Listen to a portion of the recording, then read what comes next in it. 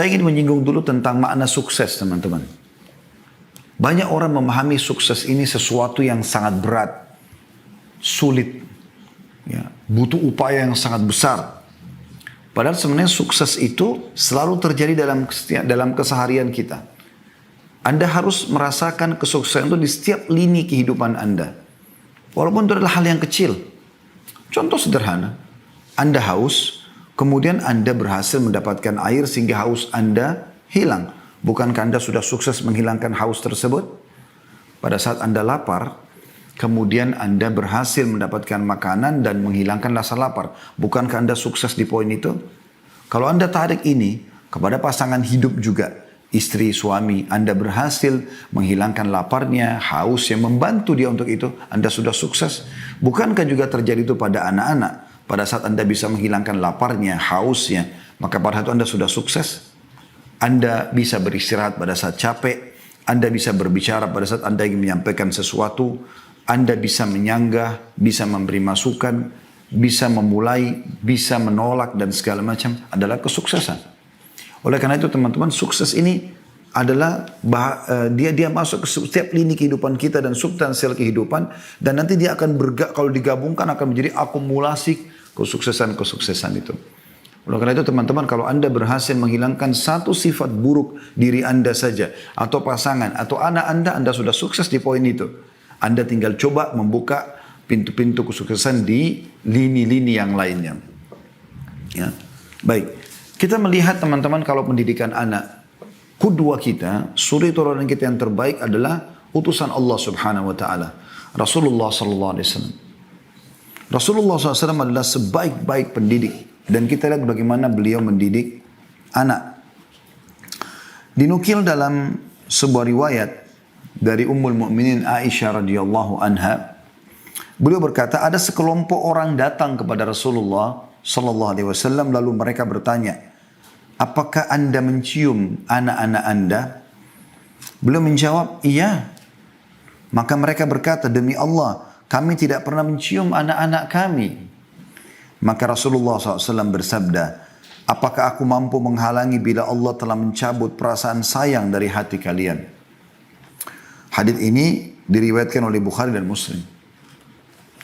Di dalam riwayat lain, Abu Hurairah radhiyallahu anhu menukil bahwasanya Nabi SAW pernah mencium Al-Hasan bin Ali radhiyallahu anhuma, cucu beliau.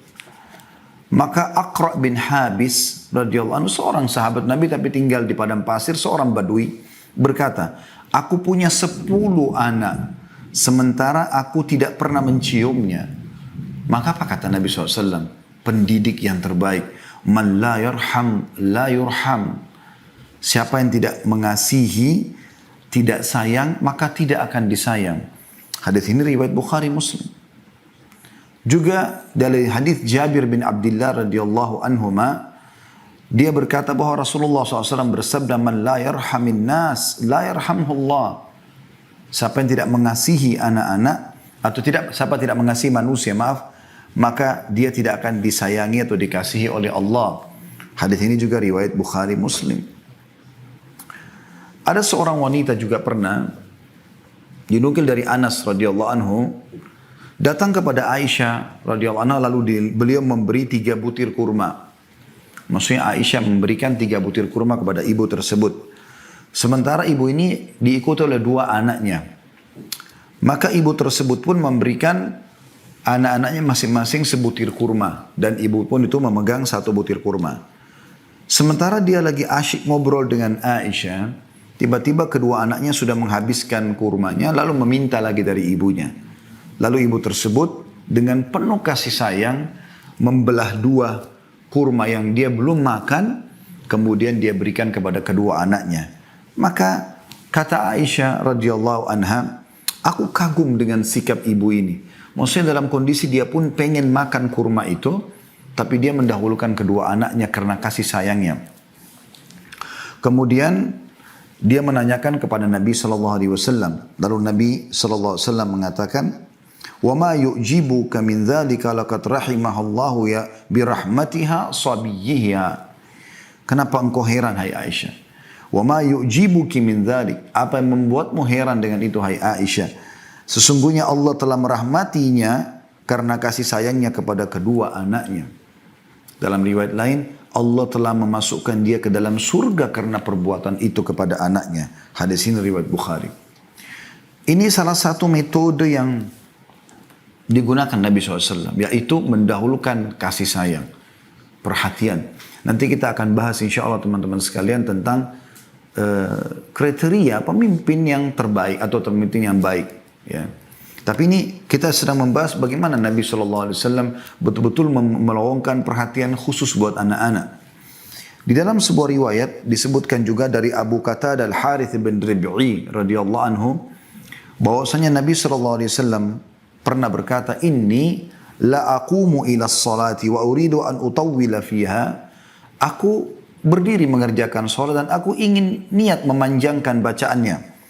Fa asma'u buka as-sabi fa atajawwazu fi salati karahiyata an ashukka ala ummihi. Lalu aku tiba-tiba mendengarkan tangisan anak di saf wanita, maka aku meringkaskan salatku karena khawatir nanti ibunya menjadi sulit atau merasakan kesulitan antara memilih salat dengan anak. Itu saking pentingnya bagaimana anak punya perhatian khusus gitu. Walaupun kita sedang ibadah kepada Allah subhanahu wa ta'ala. Juga Abu Qatadah menukil, dia berkata radhiyallahu anhu, Rasulullah SAW sholat berjamaah sambil menggendong Umamah, ya, anaknya Zainab. Zainab ini anak Nabi SAW radhiyallahu anhu ajma'in. Ketika beliau sedang sujud, Umamah diletakkan di depannya, lalu beliau pada saat berdiri menggendongnya kembali. Dan ini disebutkan oleh hadis atau oleh Bukhari. Juga Abu Hurairah radhiyallahu anhu menukil, dia berkata, saya mendengar dengan kedua telingaku dan melihat dengan kedua mataku bahwa Rasulullah SAW menarik kedua telapak tangan Al-Hasan dan Husain radhiyallahu anhum, cucu beliau, meletakkan kedua telapak kakinya di atas telapak kaki Rasulullah SAW, lalu beliau bersabda, naiklah. Jadi sambil pegang tangannya Hasan dan Husain, lalu menyuruh keduanya naik dari telapak kaki beliau, terus saja menaiki, ya, sampai ke daerah dada Nabi SAW. Lalu Nabi SAW mengatakan, bukalah mulutmu, lalu beliau mencium keduanya. Ya. Lalu beliau mengatakan, ya Allah, cintailah keduanya karena aku mencintainya. Juga Abdullah bin Shaddad radhiyallahu anhu berkata, ketika Rasulullah SAW sholat berjamaah, tiba-tiba datang Al-Husain menaiki punggung beliau. Lagi sholat berjamaah, Husain cucunya datang dan naik ke atas punggung beliau. Sementara beliau sedang sujud. Lalu beliau memanjangkan sujudnya hingga para jemaah mengira ya terjadi sesuatu. Maka Nabi SAW mengatakan, ya, maksudnya orang mengira Nabi SAW sudah meninggal atau apa, kok lama sekali sujudnya. Setelah salam, orang melihat ternyata di punggung beliau ada Husain, cucunya, masih kecil. Lalu apa kata Nabi SAW? Inna bni irtahalani faqarihtu an uajjilahu hatta yaqdiya hajatah. Sesungguhnya cucuku ini menaiki punggungku, maka aku tidak ingin memburu-burunya hingga dia menunaikan hajatnya. Hadis ini diriwayatkan oleh An-Nasai, Ahmad dan seterusnya. Atau banyak riwayat perawi-perawi yang lain. Anas bin Malik juga radhiyallahu anhu menukil bahwasanya Rasulullah SAW mengunjungi orang-orang Ansar dan beliau memberi salam kepada anak-anak kecil, mengusap-ngusap kepala mereka. Sangat luar biasa penyayangnya dengan anak-anak, sehingga apapun nanti yang disampaikan diterima karena anak-anak merasa ada kasih sayang itu. Juga Abdullah bin Ja'far, tentu ini tadi diriwayatkan oleh An-Nasai dengan sanad sahih. Abdullah bin Ja'far juga radhiyallahu anhu berkata, Rasulullah SAW mengusap radhiyallahu anhu, ya, dia ayah sahabat. Ja'far ini kakaknya Ali bin Abi Thalib, lebih tua 10 tahun radhiyallahu anhum ajma'in. Kata Abdullah anaknya Ja'far, Rasulullah SAW mengusap kepalaku dengan tangannya. Kira-kira beliau mengusap 3 kali dan setiap mengusap beliau selalu berdoa, ya Allah berilah ganti kepada Ja'far dengan kebaikan pada anaknya. Dan hadis ini diriwayatkan oleh Ahmad dan Hakim dalam kitab Mustadrak dan dikatakan sahih. Dan kita tutup di bahasan ini teman-teman, di poin ini maksud saya yang sedang kita bahas tentang bagaimana Rasulullah SAW sebagai pendidik adalah riwayat Ibnu Asakir meriwayatkan dari Abdullah bin Ja'far juga radhiyallahu anhu, dia berkata, Bila Rasulullah SAW datang dari pepergian, dari jihad, dari umrah, haji, beliau pada saat pulang, ya, beliau disambut oleh anak-anak kecil dari keluarganya. Selalu datang anak-anak di pintu-pintu gerbang Madinah. Pernah suatu ketika beliau datang dari bepergian dan aku adalah orang pertama yang menyambutnya, maka beliau memboncengku di depan beliau, maksudnya menggendong, ya, atau meletakkan di depan tunggangan beliau. Lalu salah satu dari kedua anak Fatimah Al-Hasan Husain datang, lalu Rasulullah SAW memboncengnya di belakang beliau hingga kami masuk Madinah bertiga dalam atau naik satu tunggangan. Hadis ini atau riwayat ini diriwayatkan Imam Muslim. Juga disebutkan mirip dengan riwayat ini bahwasanya Nabi SAW kalau datang dikerumuni oleh anak-anak kecil Madinah. Mereka datang, ya, kemudian mereka mengurumuni Nabi SAW. Lalu Nabi SAW menggendong dengan tangan kanan, ada yang dengan tangan kiri, ada yang bergelantungan di kaki Nabi SAW dan di punggung beliau SAW. Ya, saking disukainya sama anak-anak kecil. Kemudian beliau kalau sudah tidak mampu lagi mengangkat, masih ada anak-anak datang, beliau mengatakan kepada para sahabat, gendonglah mereka. Padahal beliau dalam keadaan kondisi letih datang dari safar. Bagaimana, ya, suri teladan kita Nabi SAW memulai mendidik anak dengan kasih sayang. Baik teman-teman sekalian, kita coba lebih dalam membahas masalah ini. Kita akan coba bahas kriteria pendidik teladan. Ini terjadi buat orang tua juga, buat tentunya teman-teman yang menjadi tenaga pengajar di sekolah, ya. Saya berharap Anda sebagai orang tua harus menyadari anak-anak tidak diberikan oleh Allah SWT kepada Anda, ya, kecuali memang sebagai amanah. Ingat itu. Dan Anda tidak punya pilihan sama sekali. Anda sebagai laki-laki hanya punya sperma, itu pun Allah yang ciptakan. Anda yang ciptakan sperma juga itu. Dan Anda perempuan hanya punya sel telur dan perut di tempat untuk menampung bayi tersebut. Kemudian lahirlah bayi tersebut. Kita bahkan tidak bisa pilih laki-laki atau perempuan. Kita tidak bisa memilih bagaimana alisnya, matanya, hidungnya, bibirnya. Kita tidak bisa milih semuanya. Tidak bisa ada yang kita pilih sama sekali. Maka ini teman-teman sekalian, sebuah pelajaran penting. Ternyata ini bukan milik kita. Allah SWT amanahkan. Ya. Maka ada sebuah tanggung jawab di situ. Dan ada sebuah peluang pahala besar di situ. Begitu juga Anda sebagai guru di sekolah. Teman-teman sekalian, lupakan masalah gaji. Coba nikmati pekerjaan. Apa yang sedang kita kerjakan. Saya juga kebetulan lama menjadi guru. Baik itu di pesantren ataupun di universitas menjadi dosen. Dan saya melihat tidak ada cara yang paling efektif untuk bisa memberikan informasi yang tepat kepada anak didik kita. Kecuali dengan kita menikmati pekerjaan tersebut. Kita ikhlas. Saya pribadi menjadikan mereka adalah aset-aset amal jariah saya. Saya berharap siswa di pesantren dulu ayah saya didik di Makassar. Dan juga teman-teman mahasiswa dulu yang saya ajar di kampus. Saya berharap mereka tidak keluar kecuali mereka akan menjadi amal jariah buat saya. Saya berusaha menukil itu dan saya tidak pernah pikirkan masalah gaji yang saya terima. Karena itu pasti akan datang. Dalam istilah para ulama, ya, kalau kau kejar akhirat, duniamu akan ikut. Kalau kau kejar dunia, akhiratmu akan luput. Maka coba nikmati itu. Sehingga Anda tidak pernah menghubungkan antara bagaimana mengubah karakter yang buruk dari seorang anak, bagaimana kita membentuk dia menjadi seorang tokoh atau orang yang baik, ya, dengan gaji yang Anda terima atau upah yang Anda terima. Bagi kita adalah ini amal jariah. Bagaimana saya bisa mengubahnya? Imam Syafi'i rahimahullah pernah punya seorang murid, teman-teman sekalian. Itu muridnya lamban sekali kalau dia memahami sesuatu. Maka Imam Syafi'i tahu masalah itu. Dan dia selalu duduk di belakang orang itu. Apa yang terjadi? Imam Syafi'i rahimahullah seorang pendidik yang luar biasa. Dia tahu bukan upah yang dia pikirkan. Tapi yang dia pikirkan adalah pahala yang dia bisa dapatkan. Maka dia biarkan seluruh muridnya keluar. Kemudian dia tahan anak tersebut. Lalu mulailah beliau mengulang-ulangi materi itu pelan-pelan. Sampai anak itu faham. Sampai pernah anak ini mengatakan, wahai imam, saya orangnya begini. Anda tidak usah buang-buang waktu buat saya. Kata beliau, tidak. Sampai kau memahami apa yang saya sampaikan. Saking luar biasanya kalau orang kejar target akhirat, pahala, ya bagaimana menjadikan orang ini depan saya sebagai aset amal jariah itu luar biasa.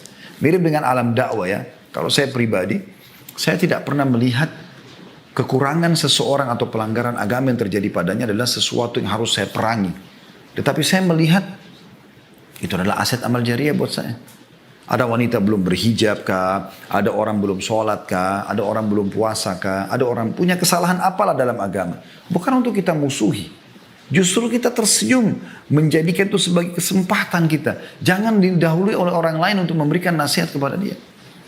Berapa banyak orang yang kita bengkalikan, tidak kita nasihatin, tidak kita luruskan. Ternyata dia mendapatkan hidayah dari orang lain. Dan orang lain itu yang mendapatkan pahalanya. Imam Abu Hanifah rahimahullah, Anda kalau belum tahu beliau salah dari 4 imam mazhab. Anda sudah tahu alhamdulillah. Dan beliau dikenal dengan imam. Imam itu kayak tokoh. Seperti tokoh mazhab ya. Itu menghafal minimal 500.000 hadis kalau saya tidak salah. Dan sekian banyak, ya luar biasanya. Dan Imam Abu Hanifah itu sekarang mazhabnya umumnya diterapkan di Afrika, di Eropa, di India. Banyak menggunakan mazhab Abu Hanifah rahimahullah. Beliau itu mulai belajar agama, mulai lebih menekuni di umur 30 tahun lebih. Tapi bukan itu yang sedang kita bahas. Sebabnya adalah beliau pernah sholat di masjid. Kan? Beliau pedagang sutra di Irak. Kemudian beliau sholat di masjid. Pada saat beliau sholat ternyata cara sholatnya salah. Dan ditegur oleh orang di sebelahnya.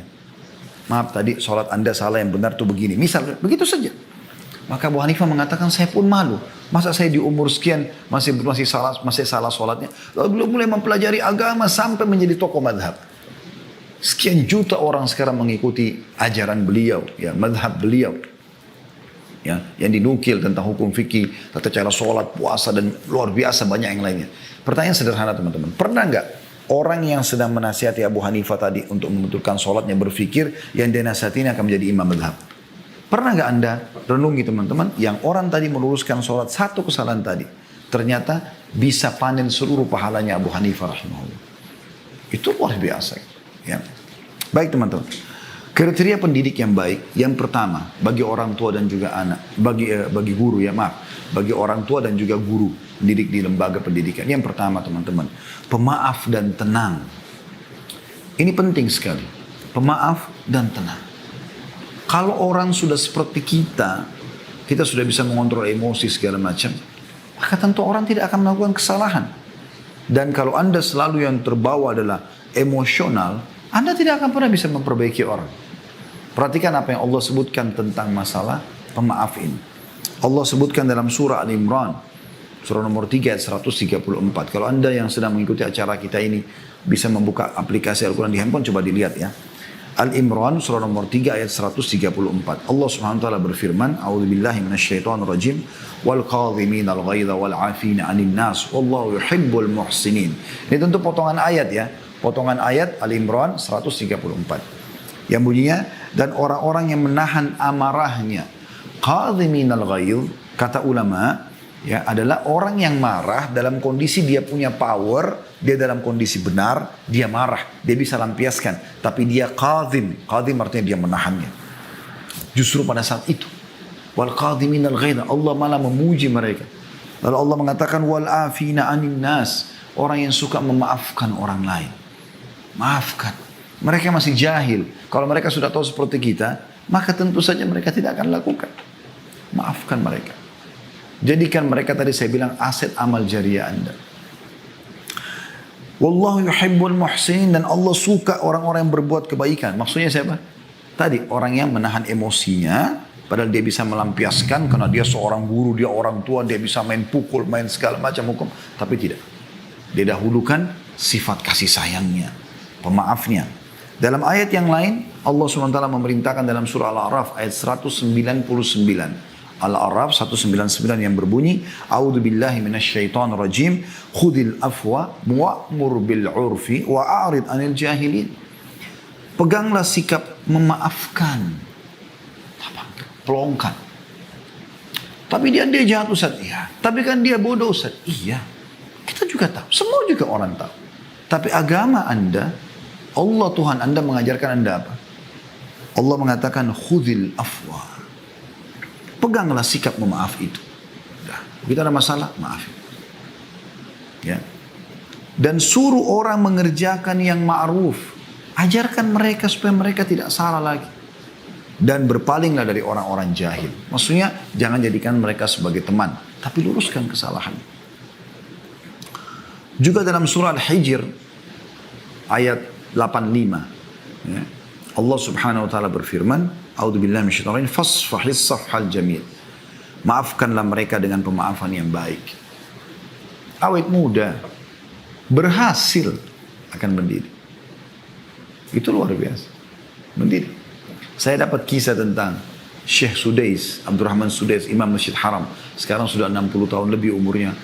hafizahullah, beliau hafal Quran. Kalau baca Quran, siapa yang tidak suka suaranya? Saya pernah ke hutan Afrika, hutan di Irian ya. Itu saya dengar masjid di sana tuh ada melantunkan tilawahnya Syekh Sudes. Saya sampai berpikir kalau Syekh Sudes tahu suaranya sampai di hutan-hutan Irian ditilawahkan, mungkin beliau menangis kan. Luar biasa gitu. Salah satu kisah pernah dinukil oleh seseorang mewawancarai beliau sambil bertanya, apa kata kunci suksesnya Anda ini? Apa kata beliau? Dulu waktu saya kecil kalau saya nakal, ya, maka ibu saya mengatakan, pergilah ke Masjid Haram. Semoga kau jadi imam haram. Ibunya lagi marah, bukan malah marah.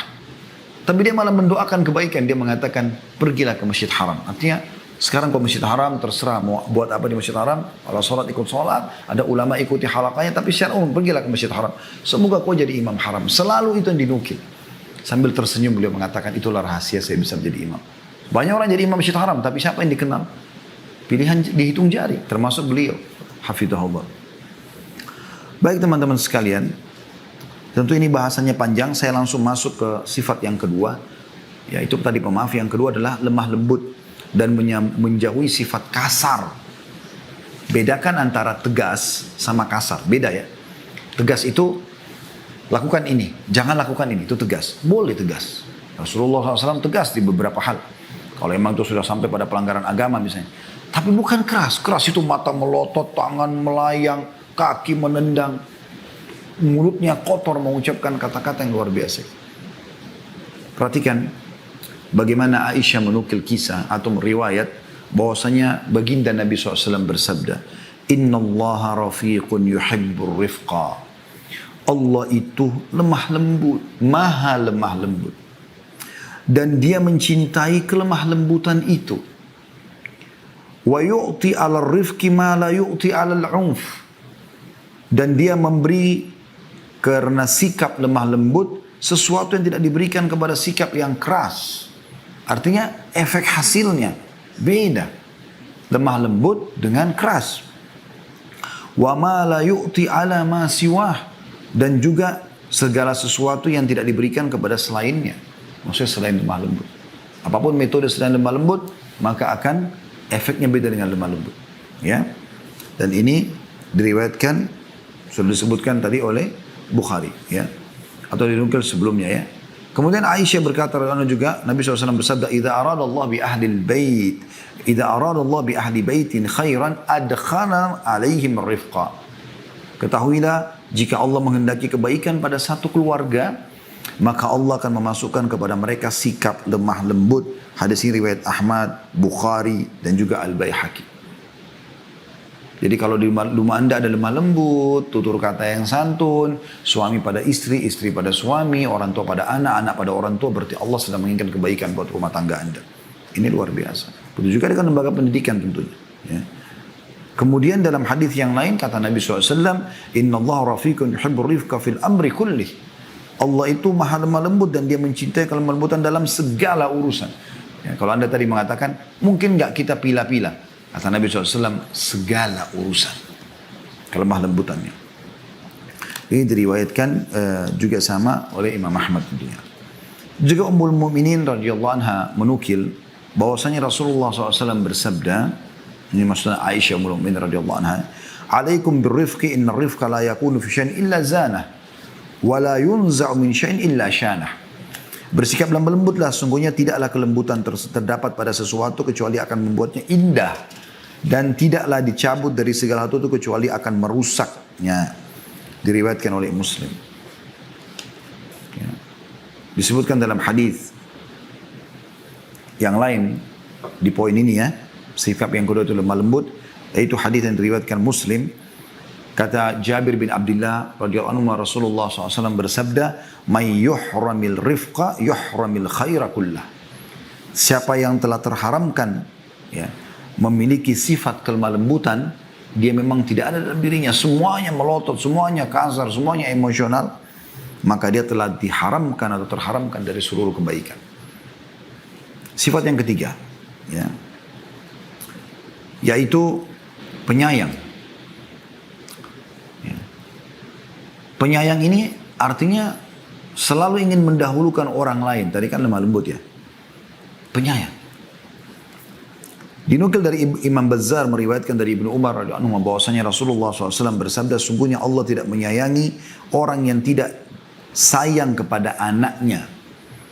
Sesungguhnya Allah tidak menyayangi orang yang tidak sayang pada anaknya.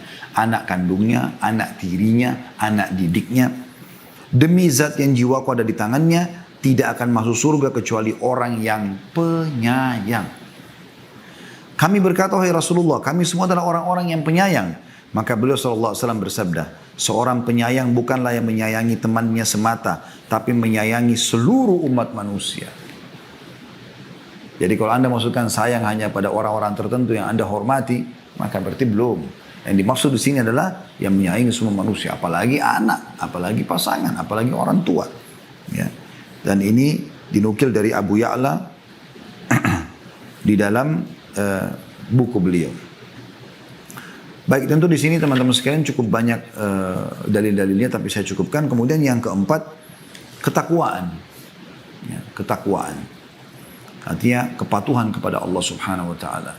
Ini termasuk penting. Bagaimana kita kalau mau anak kita menjadi orang yang saleh dan salehah, anak didik kita menjadi begitu, kita harus lebih dulu takwa. Takwa ini maksudnya tunduk dan patuh kepada Allah. Dan ini perintahnya cukup banyak dari dalam Al-Quran. Di antaranya adalah firman Allah Subhanahu wa taala dalam surah Al-Imran 102. A'udzu billahi minasyaitonir rajim, ya ayyuhalladzina amanu taqullaha haqqa tuqatih. Al-ayat. Hai orang beriman, bertakwalah kepada Allah dengan sebenar-benar takwa, patuh. Gitu. Juga dalam surah At-Talaq, ayat yang sudah masyhur, ayat 2 sampai ayat 3. A'udzu billahi minasyaitonir rajim, wa may yattaqillaha yaj'al lahu makhraja. Siapa yang bertakwa kepada Allah, Allah akan memberikan solusi dari permasalahan hidupnya. Wa yarzuqhu min haitsu la yahtasib, dan akan memberikan rezeki kepadanya dari tempat tidak disangka-sangka, ya. Jadi bagaimana kita bertakwa kepada Allah Subhanahu wa taala, maka akan ada efek kepada anak-anak tersebut. Kita kalau bertakwa ini kayak mengerjakan perintah-perintah, meninggalkan larangan, anak-anak melihat maka mereka akan mencontohi masalah itu. Ibnu Abbas berkata, radhiyallahu anhuma, taatilah perintah Allah, hindarkanlah diri kalian dari perbuatan maksiat, maka dan perintahkanlah anak-anak kalian untuk berzikir, niscaya akan diselamatkan Allah dari neraka. Mujahid berkata, bertakwalah kamu kepada Allah dan berwasiatlah kepada anakmu dan keluargamu agar bertakwa kepada Allah. Ini seorang tokoh tabi'in. Qatadah juga berkata, hendaklah engkau memerintahkan mereka berbuat ketaatan, melarang dari perbuatan maksiat dan menegakkan agama. Hendaklah kamu menyuruh dan membantu mereka berbuat ketaatan dan engkau jauhkan mereka dari perbuatan kemaksiatan. Sayang sekali betapa banyak sekarang orang tua justru menjerumuskan anaknya pada kemaksiatan. Dari kecil yang ditanamkan itu adalah musik-musik, yang diadakan adalah artis-artis yang non-muslim, yang kecil ditanamkan tentang kisah-kisah kartun yang khayalan, yang isinya berantem, ya. Ini sering saya bahasakan di pengajian, kalau teman-teman yang sudah pernah dengar tidak asing itu. Kalau yang belum dengar tentu mungkin agak kaget mungkin ya. Tapi Anda coba renungi. Contoh kartun-kartun yang kita biasa suruh anak kita nonton atau biarkan nonton Tom and Jerry misalnya. Apa isinya? 20 menit atau setengah jam isinya adalah berantem antara kucing sama tikus. Apa yang terjadi kira-kira dalam kejiwaan anak kita pada saat mereka selesai nonton? Kalau Anda dudukkan dua adik kakak nonton kartun Tom and Jerry, setengah jam kemudian Anda tutup, Anda matikan, lihat apa yang terjadi. Mustahil mereka tidak berantem. Dan yang lebih bahaya lagi di situ, dinukil banyak sekali hal-hal yang berbahaya. Jatuh dari tangga, yang kena strom, yang ini seakan-akan tidak mati. Masih bisa lari-larian kejaran setelah itu. Kenapa Ustaz bisa tahu? Saya kok waktu kecil tahu, nonton kan. Dan saya, subhanallah, setelah belajar saya melihat, oh ini tidak boleh. Gitu kan. Khayalan. Berapa banyak kita selalu sibuk anak kita untuk menjadi tokoh-tokoh fiktif. Ya, ada Spiderman, ada Superman. Tidak ada orang-orang yang tidak ada. Tapi itu dilahirkan di khayalan anak-anak kita. Waktu dirilis film Spiderman pertama di Amerika, banyak sekali kisah kan. Anak-anak diberikan orang tuanya baju, hanya ada yang jatuh dari apartemen, tapi nggak dinukil di berita karena takut nanti film ini nggak laku. Gitu.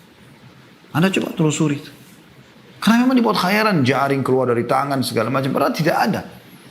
Kan tapi bagus filmnya Ustaz. Memang bagus, kalau nggak bagus nggak akan laku. Tapi Anda bicara masalah pendidikan. Berapa banyak orang tua tidak menyadari masalah itu. Tidak ada ketakwaannya. Tidak menanamkan hal yang haram. Dia nonton film-film barat, film-film action yang banyak mungkin ada ciuman, ada perempuan tidak pakai hijab, anak-anaknya duduk di sebelahnya sambil nonton. Anda jangan pikir anak-anak kalau sedang bermain tidak memperhatikan ya. Mereka sangat jeli, bahkan lebih jeli daripada kita. Saya pernah berbicara dengan istri di rumah. Kemudian setelah itu subhanallah anak ini diam. Setelah itu dia bicara, datang kepada seorang tamu di rumah. Lalu dia ceritakan. Kalau ada cerita begini-begini loh. Padahal itu cerita. Dia pada saat itu diam. Ternyata dia sedang mencerna apa yang sedang kita sampaikan. Maka bertakwa kepada Allah SWT.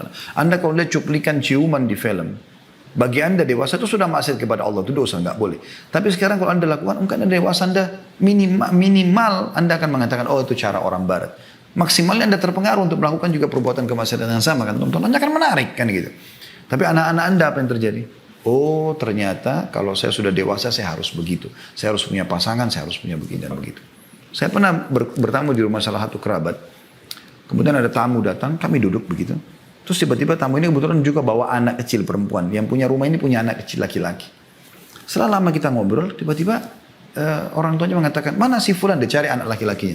Kemudian dia berdiri, dia masuk ke dalam kamar, ditemukan anaknya laki-laki, sedang di atas ranjang dia, menutup selimut dan anak tamu tadi yang perempuan itu, ada di bawahnya yang sedang ditimpa oleh dia. Kira-kira dari mana anak ini menangkap? Oh, anak itu umurnya 3 tahun pada saat itu. Karena dia menyaksikan orang tuanya. Bertakwa kepada Allah Subhanahu wa taala. Harus hati-hati dengan masalah seperti ini, teman-teman sekalian. Yang kelima, yang ciri yang baik adalah berdoa yang baik buat anak-anak. Ini penting sekali, teman-teman sekalian. Tadi sudah contoh salah satunya Syekh Sudes tadi ya.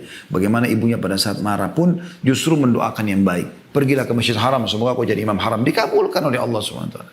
Teman-teman, coba sekarang hindarkan kalimat negatif. Kamu nakal, sok tahu, kamu ini bodoh, atau apalah. Mungkin tidak asing bagi para pendidik dan juga para. Ini tidak baik sama sekali. Apa hasilnya? Apa yang Anda harapkan dari kalimat itu? Yang ada, dia makin merasa, oh iya saya bodoh, oh iya ya saya begini, oh iya ya saya begitu. Kan begitu, tidak mendidik sama sekali. Apanya? Kenapa nggak doakan kebaikan? Semoga Allah berikan kau hidayah. Semoga Allah berikan kau pemahaman. Semoga kau berubah. Semoga kau menjadi tokoh masyarakat. Semoga kau menjadi hafidh Quran. Semoga, kenapa enggak doa itu? Doa yang baik teman-teman sekalian. Karena doa ini mustajab. Kita tidak tahu. Ya. Di dalam sebuah hadis, renungi baik-baik hadis ini teman-teman sekalian. Sabda Nabi SAW, La tad'u ala anfusikum, wa la tad'u ala auladikum, wa la tad'u ala amwalikum, la tuwafiku minallahi sa'atan yus'alu fiha ata'an, fayastajibu lakum. Janganlah kalian mendoakan keburukan terhadap diri kalian. Misal Anda lihat di cermin, kok saya jelek ya? Padahal ini ciptaan Allah. Anda cantik, Anda gagah. Walaupun Anda melihat itu jelek, itu ciptaan Allah Subhanahu wa taala. Kita cuma menunggangi badan ini kok. Ya kan? Jangan doakan keburukan. Naik mobil sedikit saja ya, mogok mobil atau apa? Sial. Apalah sial, apalah sial. Selalu gitu. Membodoh-bodohi diri, mendoakan buruk. Ini kan jadi doa semua. Untuk apa kalimat buruk keluar? Stop. Kalimat buruk berhenti. Kalimat baik saja. Ya. Jangan kalian mendoakan keburukan buat diri kalian. Jangan kalian mendoakan keburukan terhadap anak kalian. Kau ini nakal sekali. Menyesal saya melahirkan kau. Apalah kalimat-kalimat buruk. Dan jangan kalian mendoakan keburukan terhadap harta kalian. Tadi mobilnya sial, rumahnya. Apa sih ini? Ini motor. Gitu. Selalu dianggap remeh. Jangan sampai kalian bertepatan pada saat mengucapkan itu dengan saat dimana Allah bila diminta satu permintaan, dengan saat itu maka Allah mengabulkan. Maksudnya jangan sampai itu waktu mustajab. Ya. Dan ini dinukil oleh Bukhari dan Muslim. Dalam riwayat lain, jangan sampai malaikat melewat dan mengaminkan lalu terjadilah. Maka ini harus hati-hati teman-teman sekalian. Ya. Terutama para ibu-ibu ya. Lebih baik karena banyak interaksi sama anak, mungkin karena ayah banyak di waktu di luar rumah, maka mungkin mereka tidak melewati banyak hal-hal yang mungkin kita anggap tanda kutip pelanggaran-pelanggaran anak, jatuhkan gelas, jatuhkan piring, jatuhkan ini, apalah segala macam. Padahal itu mereka tidak tahu. Teman-teman sadarkan diri kita, kalau kita menjadi mereka, ya, atau mereka menjadi kita, apakah mereka akan jatuhkan gelas itu? Kan tidak mungkin. Mana lebih Anda sayangi? Gelas yang pecah Atau anak Anda. Kadang-kadang anak dipukul sampai memar hanya kena gelas. Gelas bisa Anda beli, anak nggak bisa. Ada seorang ayah baru beli mobil, bersihkan mobilnya. Lalu kemudian anaknya datang, pegang beberapa alatnya yang kebetulan atau tangannya belepotan gitu. Kemudian dipegang mobil yang baru habis dicuci. Karena marah diambillah satu besi yang dipakai untuk membuka ya atau memperbaiki mobilnya, dipukul tangan anaknya sampai patah. Akhirnya anak itu patah tangannya. Menangis-nangis, baru nyesal, bawa ke rumah sakit, dioperasi. Kenapa Anda lebih sayang mobil Anda daripada anak Anda? Bagaimana bisa? Mobil bisa dibeli, masih bisa dibersihkan lagi. Gelas masih bisa dibeli, sendok masih bisa dibeli. Berikan pendidikan agar mereka faham dan mereka akan juga mendidikkan itu kepada orang lain.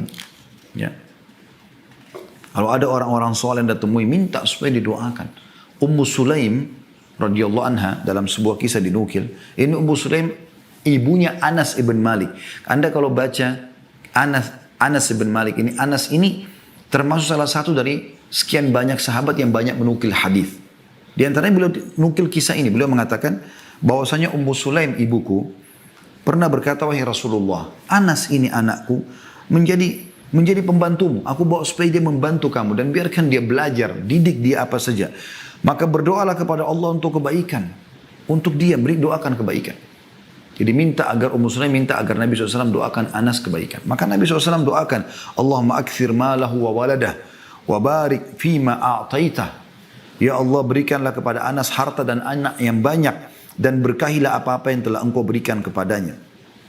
Dalam riwayat Bukhari, dari Anas bin Malik dikatakan Ummu Sulaim membawaku. Kata Anas bin Malik, ibuku Ummu Sulaim membawaku kepada Rasulullah SAW dan menutupi badanku dengan setengah tudungnya dan setengah selendangnya.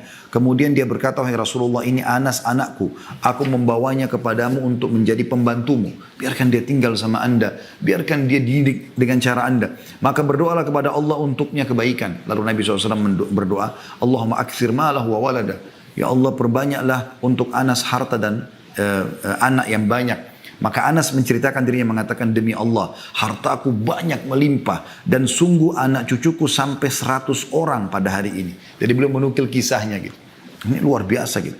Dan terlalu banyak kisah yang berhubungan dengan masalah ini. Intinya teman-teman, jangan pernah ya mendoakan kata-kata yang tidak baik. Harus dengan baik gitu kan. Harus dengan baik. Ya, termasuk juga memilihkan nama-nama yang baik. Ini masuk dalamnya ya. Walaupun ini poin sendiri sebenarnya memiliki nama yang baik ya. Kita bisa masukkan di poin yang ke 6 ya.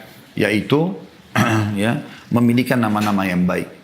Nabi SAW menyuruh kita memiliki nama-nama yang baik. Bahkan beliau menukar nama-nama buruk sahabat. Kalau memang maknanya buruk pada nama-nama yang baik. Dan beliau mengatakan, Habul asma'ilallah. Nama yang paling Allah cintai adalah Abdullah dan Abdurrahman. Ya.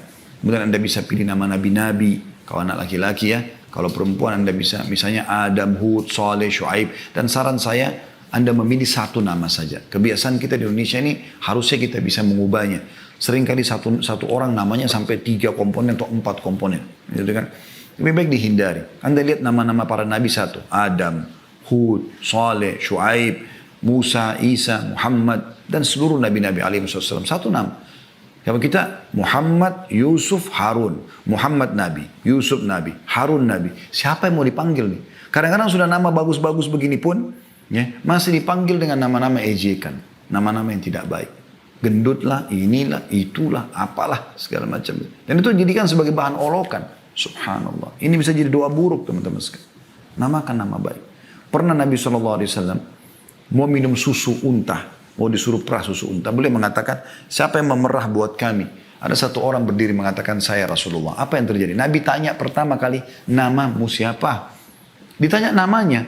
Maka dia mengatakan, Mur. Mur itu pahit. Maka kata Nabi SAW, duduklah. Nabi nggak mau diperahkan susu oleh orang yang bernama pahit. Kemudian, Nabi SAW mengatakan, siapa yang memerah buat kami? Berdiri orang kedua. Nabi SAW tanya, siapa namamu? Dia bilang, Harb. Harb itu perang. Kata Nabi SAW, duduklah. Gitu kan? Lalu Nabi SAW mengatakan, siapa yang memerah buat kami? Maka yang ketiga berdiri mengatakan, saya Rasulullah. Nabi tanya lagi, siapa namamu? Dia mengatakan, Aish. Hidup maksudnya. Kata Nabi SAW, perahlah buat kami. Begitu luar biasa. Nabi SAW pernah lewat teman-teman di sebuah tempat, ada 2 gunung. Cuma lewat. Sebelum lewat 2 gunung ini harus dilewatin gitu ya. Maka artinya kebetulan akan lewat di situ. Nabi SAW tanya, siapa yang tahu nama atau julukan dua gunung ini? Ada sahabat mengatakan, saya Rasulullah. Yang sebelah kanan, Fadih. Fadih itu pembongkar aib. Ya. Yang sebelah kiri, Mukhzi. Mukhzi itu penghina. Artinya orang di situ iseng kasih nama. Ini pohon ini, gunung ini. Padahal gunung itu tidak ada namanya sebelumnya. Tapi dikasih nama buruk. Apa yang terjadi? Nabi SAW suruh cari jalan lain. Nggak mau lewat di situ karena buruknya namanya. Perhatikan ini teman-teman. Luar biasa gitu ya. Kemudian yang ketujuh, lemah lembut dalam bermuamalah. Ini sebenarnya mirip dengan tadi ya, sifat dengan lembut ya. Tapi di sini yang tadi yang sebelumnya adalah lemah lembut di dalam perkataan ya. Kalau di sini dalam muamalah sebenarnya ya. Dalam muamalah ini disendirikan juga oleh para ulama. Artinya lemah lembut dalam bermuamalah ini atau oke, kita langkai saja ini, kita anggap sudah masuk dalam lemah lembut tadi ya. Kemudian kita masuk saja di poin yang ketujuh, yaitu menjauhi sifat marah. Langsung saja ke sifat marah ya. Kita sudah cukupkan dengan tadi itu lemah lembutnya. Sifat marah teman-teman sekalian. Nah, marah ini harus dikontrol emosi itu. Ya.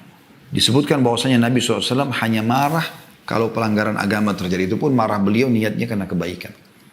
Tapi sering kali beliau menasihati. Ada pernah sahabat datang mengatakan, ya Rasulullah wasiatkan saya. Supaya saya hidup bahagia, tentram, dunia akhirat. Kata Nabi SAW, la taghdab. Jangan kau marah. Apalagi ya Rasulullah, la taghdab. Jangan kau marah. Apalagi Rasulullah, la taghdab. Jangan kau marah. 3 kali Nabi SAW mengatakan itu. Dan itu disebutkan dalam hadis Bukhari dan juga Ahmad. Juga dalam riwayat Abu Darda radhiyallahu anhu bahwasanya Nabi SAW bersabda, la taghdab walakal jannah. Jangan kau marah, kau akan dapat surga dengan itu. Nah, ini hadis diriwayatkan oleh Tabarani. Saya teringat anak saya, Uwais, hafizahullah, semoga Allah jaga beliau. Sekarang umurnya sudah 7 tahunan, anak laki-laki. Waktu awal saya masukkan di sekolah gitu, ada hafalan hadisnya gitu. Nah, hadis ini disebut, diajarkan di sekolah. Ya. La taghdab walakal jannah. Jangan marah bagimu surga gitu. Jadi dia, kalau dia main sama adiknya mulai marah, dia sampaikan, ada hadis loh, la taghdab walakal jannah. Dan dia pernah bilang juga sama ibunya gitu. Pada saat ibunya sedikit mungkin marah dengan beberapa sikapnya, dia mengatakan, la taghdab walakal jannah. Jangan marah bagimu surga gitu. Nah sekarang kami pun kadang-kadang bercanda sama dia. Kalau dia sedikit ada marah sama adiknya, wais, la taghdab walakal jannah. Jangan marah bagimu. Dia tersenyum. Dan ini satu hal yang luar biasa gitu kan. Jadi kita biasakan tidak terbawa dalam arus emosional itu. Baik teman-teman sekalian, kemudian selanjutnya yang ke-8 adalah bersikap adil. Ini juga penting dan tidak pilih kasih. Ya. Dinukil bahwasanya ada seseorang yang bernama Bashir radhiyallahu anhu, sahabat Nabi yang mulia. Dia punya beberapa orang anak, tapi ada satu anaknya namanya Nu'man. Nu'man ini sangat bakti dengan Bashir, lebih daripada saudara-saudaranya. Maka dia datang kepada Nabi SAW. Si Bashir datang, si ayah datang mengatakan, ya Rasulullah, ini anak saya Nu'man, saya mau kasih sesuatu dia. Maksudnya karena dia lebih bakti daripada saudaranya yang lain. Saya mau minta Anda jadi saksi. Apa kata Nabi SAW? Apakah kau lakukan itu pada anakmu yang lain? Dia bilang tidak ya Rasulullah. Kata Nabi SAW, kalau gitu saya nggak mau jadi saksi. Lalu Nabi balik bertanya kepada Bashir, mau nggak kau anak-anakmu berbakti secara rata, sama semua? Dari yang pertama sampai yang paling bungsu, semuanya sama. Laki-laki perempuan sama baktinya dengan kau. Atau kepadamu, kata Bashir, iya ya Rasulullah. Kata Nabi SAW, kalau gitu adillah dalam pemberian kepada mereka. Bermuamalah pun begitu. Hati-hati teman-teman. Cium pun usahakan adil. Saya kadang-kadang subhanallah kalau mau terapkan ini, kalau anak-anak pada datang di rumah, saya kalau cium yang satu, saya langsung tanya pada istri saya, mana si fulan, anak kita yang lain. So saya datang saya ciumin juga. Takutnya nanti Allah hisab gitu loh. Saking hati-hatinya. Anas bin Malik berkata, ada seorang laki-laki berada di depan Nabi SAW, lalu putranya datang kepadanya. Lalu dia menciumnya dan mendudukkannya di atas pahanya. Anak laki-laki datang. Kemudian datang putrinya, anak perempuannya. Lalu dia dudukkan di hadapannya, dia tidak pangku. Maka kata Nabi SAW, kenapa engkau tidak menyamakan antara keduanya? Itu luar biasa ya. Berarti harus sama di sini. Nah beda antara warisan dengan hibah. Pemberian itu teman-teman sekalian harus rata. Adil. Ya, rata semuanya. Sama teman-teman di lembaga pendidikan. Rata dalam, jangan pilih kasih. Jangan karena ini pintar, lalu Anda pilih kasih dengan tidak. Justru yang tadi saya bilang yang masih bodoh menurut Anda itu, Anda jadikan dia supaya pintar. Itu baru Anda sukses di poin itu. Nah itu penting sekali. Bagaimana kita bisa mengubah orang untuk menjadi lebih baik sehingga kita bisa panen amal jariah. Itu penting teman-teman sekalian. Kemudian yang tidak kalah penting juga teman-teman sekalian adalah kita tutup dengan ini karena waktu asar ya. Sumber pedoman pendidikan. Yang pertama Al-Quran, teman-teman sekalian. Jangan pernah luputkan Al-Quran daripada anak-anak kita. Al-Quran, Al-Quran, Al-Quran, selalu saya ingatkan. Ajarkan mereka membaca Al-Quran. Ya. Ibnu Abbas berkata, radhiyallahu anhuma, barang siapa membaca Al-Quran sebelum umur balik, udah lancar baca Quran, ya, udah mulai menghafal, maka dia termasuk orang-orang yang diberikan hikmah di masa kecil. Begitu juga Ali bin Abi Thalib berkata, Rasulullah SAW bersabda, barang siapa membaca Al-Quran dan menghafalnya, menghalalkan apa yang dihalalkan di dalamnya, dan mengharamkan apa yang diharamkan di dalamnya, maka Allah akan memasukkannya ke dalam surga, dan memberi syafaat kepada 10 dari anggota keluarganya yang telah divonis masuk neraka. Hadis ini riwayat Tirmidzi, Ahmad dan Ibnu Majah. Ini luar biasa. Apa membuat anda ragu tentang Al-Quran? Renungi firman Allah Subhanahu wa taala ini dalam surah Al-Maidah ayat 15 sampai 16. A'udzu billahi minasyaitonir rajim. Laqad ja'akum minallahi nurun wa kitabun mubin. Yahdi bihi Allahu man ittaba' ridwanahu subulas salami wa yukhrijuhum minadh dhulumati ila nuri bi'idnihi wa yahdihim ila siratim mustaqim. Sungguh telah datang kepada kalian cahaya dari Allah dan kitab yang menjelaskan Al-Quran.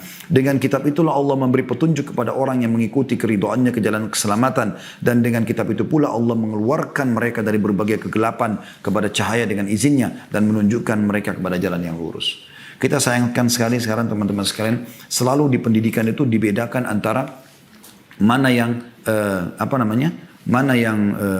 pendidikan umum, mana pendidikan agama. Kalau pendidikan umum tidak akan dipelajari Al-Quran. Ini aneh sekali. Ini aneh sekali. Di Mauritania saya dengar berita teman-teman sekalian. Walaupun dia dokter, walaupun dia insinyur, walaupun dia jurusan-jurusan umum. Tapi mereka tuh hafal Quran 30 juz. Mereka kalau duduk di majelisnya, yang mereka bicarakan adalah sebab turunnya ayat ini, perkataan sahabat, ada hadits yang menguatkan ini. Mereka tidak bicara tentang ilmu umumnya. Itu hanya pelengkap bagi mereka. Tapi agama nomor 1. Dan kita sayangkan juga teman-teman sekalian, menyedihkan sekali. Saya selalu menangkap lembaga pendidikan Islam, seperti misalnya pesantren ya, seperti tempat pembuangan saja. Orang tuanya kalau lihat anaknya nakal, nanti ayah atau ibu masukkan kau di pesantren ya. Seakan-akan pesantren tempat pembuangan, penjara buat anak-anak nakal. Subhanallah.